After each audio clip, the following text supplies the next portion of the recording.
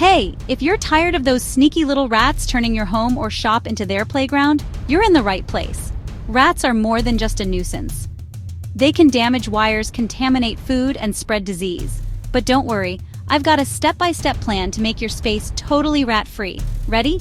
Let's dive in. First, let's talk about entry points. Rats can squeeze through holes as small as a quarter. Grab a flashlight and inspect the outside of your building. Check around pipes, vents, and the foundation. Look for any cracks or gaps.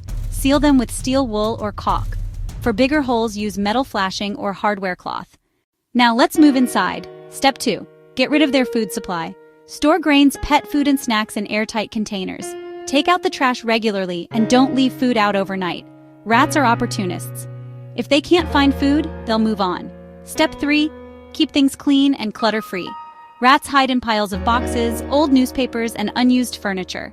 Tidy storage areas, basements, and garages. Less clutter means fewer places for rats to hide and nest. Step 4. Traps. Traps work. Snap traps are quick and effective. Bait, peanut butter.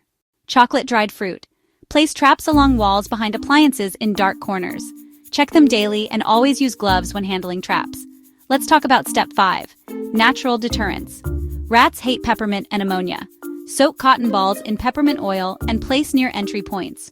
This won't solve a big infestation, but it helps keep new rats away. If you've tried all this and still have a rat problem, call a professional. Pros have tools and know how to handle big infestations safely.